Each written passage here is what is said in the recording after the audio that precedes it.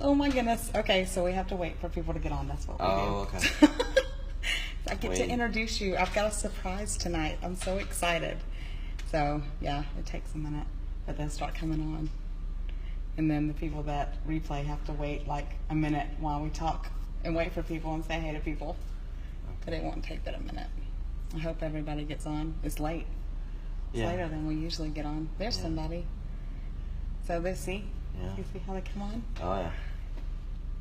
Hey, Mandy. So, I have a surprise for you guys tonight. I'm so excited right now. You see, there's Michelle. Hey, Michelle. So this is how this works. Oh, Brian. It's not Brian, it's That's Michelle. not Brian. All right. There's Jenny. Hey, Jenny. Yay! So, most people will go back and watch it because it's late, and we don't usually get on this late. This is really late for us, but I'll tell you, the reason we're so late is because I have become addicted to glamping, and so today is our 7th year anniversary, and we decided to take the camper and go set up like 15 minutes from the house, And but it's there's still the signal wasn't good, so we're actually in my bike shop. Yes. That isn't too far away. That's exactly what we So did. that's where we're broadcasting. Yes, we're broadcasting from we're in Rufus's house. That's where we're at. Yeah. But I wanted to introduce you to my man. I wanted y'all to meet him and hear his heart. And I really believe that my role in this ministry is to help those of you who have been divorced and who are in your second marriage, and the ones that I can relate to, because that's me and that's my husband too. And I kind of wanted to bring him on here. His testimony and how we came together is absolutely amazing, and I haven't told them anything. They don't even know anything about high school or anything. So I just want you to just kind of, this is Kevin, this is my love, and just introduce yourself and just kind of tell about your background and how it came to be that we came back together. Okay. So my name is Kevin Adams, and today is our 7th anniversary of being married, and we are enjoying it, spending it together, camping. Right now we're in, I manage a bicycle shop, and we're there because the signal wasn't good, and so that's why we have the beautiful backdrop behind us. And I want to take a minute and just tell you about how we met, my testimony. What I'm about to tell you, everything is 100% true. Nothing has been embellished to make it greater than it is. It's all was God's work. So let me just go ahead and just knock it out for you guys. I had been through a pretty rough divorce. I was married 16 years the first time. I didn't want the divorce. It wasn't my choosing, or I really had pretty much no say, so I was pretty naive, and it ended pretty bad for me. So it was a rough time, and I had decided that I didn't want to be alone. And I've always been a prayerful person, and but I usually I never really prayed for myself. I've always prayed for other people, for their needs. I never really actually prayed, Lord, give me this, or help me with this. I don't know why, I just never have. And so I decided I was gonna pray for somebody. God being who He is, and me being who I am, I made a list of exactly what I wanted. I wanted a woman that when we met, there would be no awkwardness. We would be like we had been old friends. Like there wouldn't be any kind of weirdness between us. That we would just hit it off. I prayed that I didn't want any more kids, so part of the list was her kids either had to be older than what my kids were, or she wouldn't have any kids. I prayed that she would be somebody who went to church, so I wouldn't have to argue with her about making a big deal about going to church. I put on the list that I wanted her parents to and myself to get along, for her to have, you know, great parents, and for the in-laws, you know, not to be a burden or a strife or anything like that. And I also prayed that, because I was kind of naive, I prayed that the Lord would give me signals to know that it was the right person. That I didn't want any confusion. I wanted him to, like, besides putting a tag on her with my name, I wanted to know. So Melissa and I met for coffee at a Starbucks about, I guess, 8 or so years ago. Very casual, nothing, you know, no expectations, I guess. And we haven't been apart since. That's the truth. I met her, we had coffee, we talked forever. A little bit of background, we did date each other in high school, our senior year, and a little bit after graduation. I'll get back to that in a minute. Her daughter, Taylor, was older than my kid. She was about to graduate high school. So that checked that box. Her parents were wonderful. Her mother, the first thing when I met her mother, the first thing out of her mother's mouth was, "Melissa, why are you dating such a younger man?" I mean, she got points right off the bat. And they're great. They go to church, the same church, and you know, I love them to death. They're just like my parents, and no issues there. And one of the other things I prayed for at that time was to find a church, and I wanted a church like a church I grew up in, a smaller church, and you know, a very friendly church, not just mobs of people or anything like that. I really craved for that type of worship, and so I told Melissa, I asked her if I could attend church with her. So I went to the church with her. It was on the 4th of July.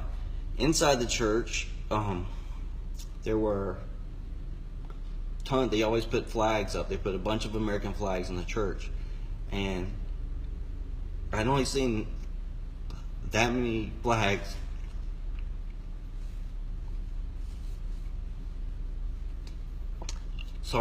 in the church when my father passed away.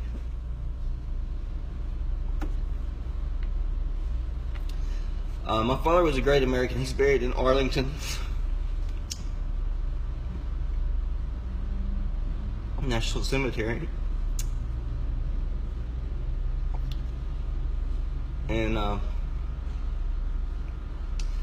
I've never seen that many flags in a church beside when my father passed.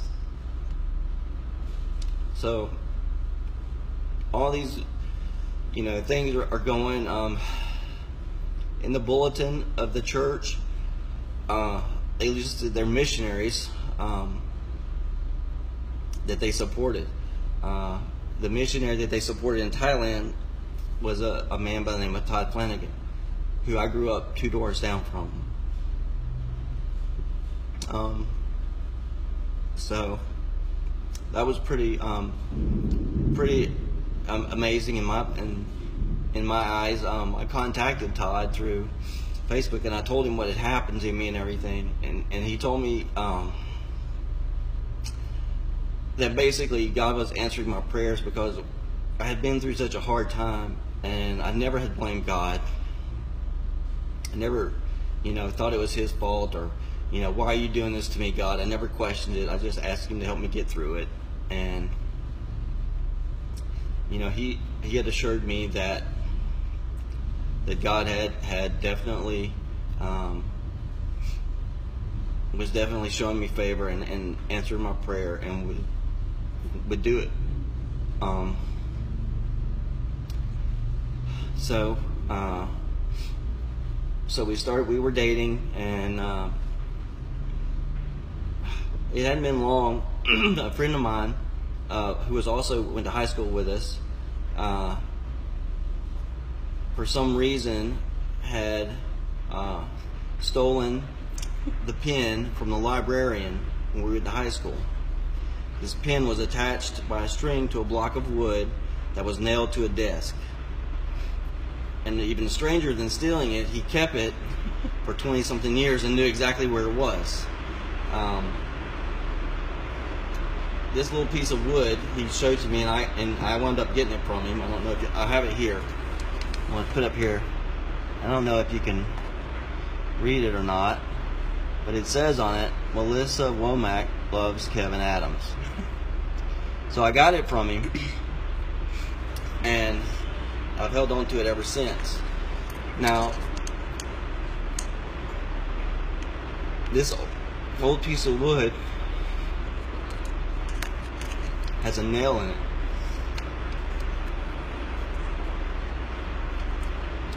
And it's very, to me, was the sign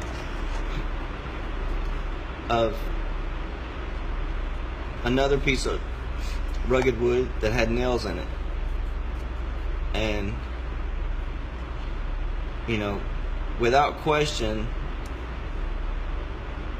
the Lord sent me Melissa.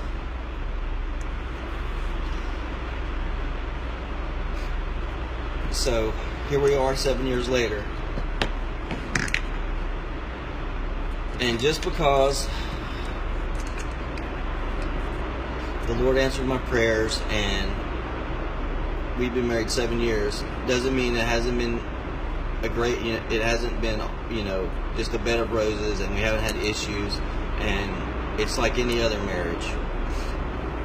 In some instances, your second marriage can be easier or more difficult, in the sense that once you've already been through divorce, it's easier to walk away. You've already been through it. You've already been through the motions. You know what you're expecting. The first time you go through a divorce, it's painful. It's gut-wrenching. You don't know what's going to happen. You don't know what the turnout may be.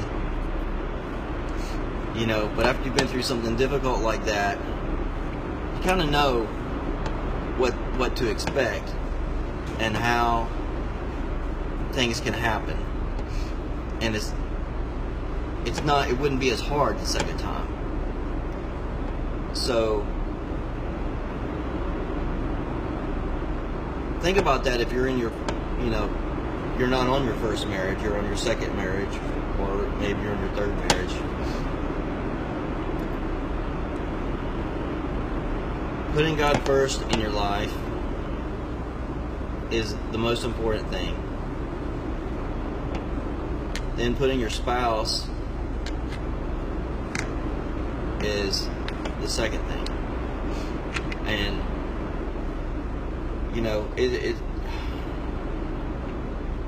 to me, I treat Melissa